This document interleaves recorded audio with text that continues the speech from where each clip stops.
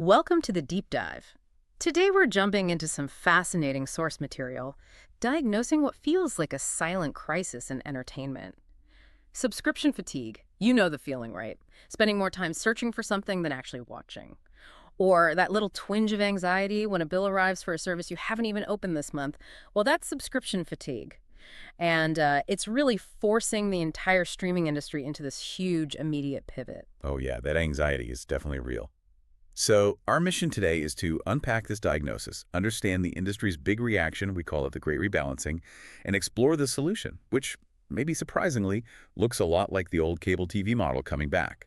Okay, let's break it down. The sources describe it as a kind of three-headed monster. It's not just about the money, though that's certainly head one, financial. Right, the math is pretty straightforward. Yeah. When you actually stack up the big ones, say Netflix, Disney+, Prime, maybe Max, that standard streaming package, it often costs more than the old cable bundle we all ditched a decade ago. So it's basically just substitution, not savings. It's exactly financial substitution. Then there's the second head, the psychological one.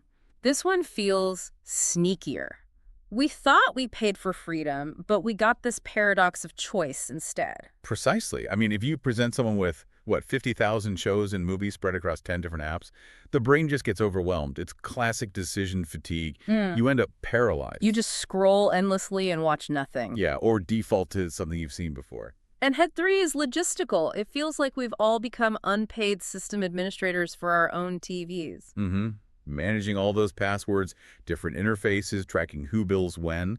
It's basically administrative work. It's genuinely exhausting, and it shouldn't be our job. Okay, so that exhaustion, that fatigue, that's what forced this big industry shift. Absolutely. That's what triggered the pivot. For years, the only thing Wall Street cared about was growth, just raw subscriber numbers.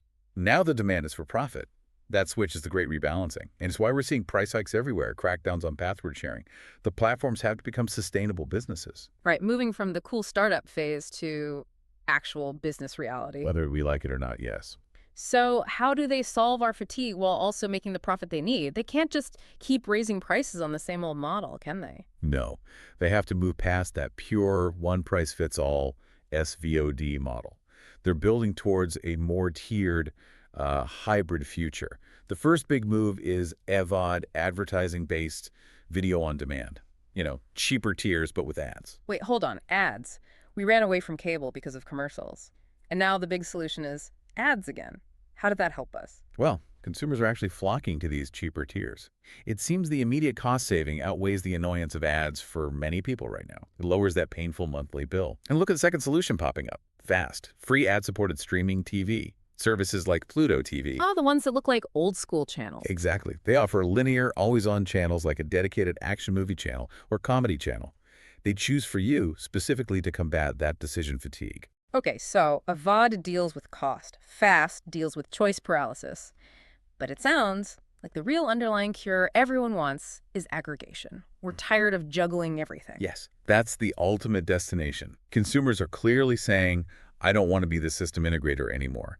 We want one place, one bill, one interface, ideally. So who steps up to be the new cable company, essentially? That's the big question. We're seeing hard bundles like Disney Plus and Hulu actually merging their apps. Yeah. And soft bundles like using Apple TV channels to manage multiple subscriptions in one dashboard. But the really interesting preview of the future, I think, comes from the India model our sources highlighted. Okay. There, the telcos, the big internet and mobile providers like Jio or Airtel, they act as super-aggregators. You don't subscribe to 15 different apps individually. You buy an internet plan or a mobile plan, and it includes access to a whole slate of maybe 10, 15 different streaming services. So the internet provider bundles it all. They become the new gatekeeper, the new cable company. Effectively, yes. They handle the integration, the billing, all of it. So wrapping this up, what does this mean for you, the viewer? It sounds like the future of streaming is definitely going to be hybrid. That's the key takeaway. A mix of cheaper ad-supported options, some free linear channels to make choosing easier, and crucially, massive aggregation to simplify the whole experience. We basically killed cable because we wanted freedom. Only to find ourselves sort of reinventing the bundle because we crave convenience. History rhyming, not repeating. So the winner of the streaming wars, it might not be about who has the absolute best shows. Probably not. It'll likely be the platform or the aggregator that makes it so easy, so seamless, that you just stop thinking about the bill and the hassle. So here's something to chew on. Think about the streaming services you're paying for right now. Which one haven't you actually opened in the last month? That feeling, that subscription fatigue staring you in the face. And that might just be your next cancellation. Until next time, keep digging into your sources.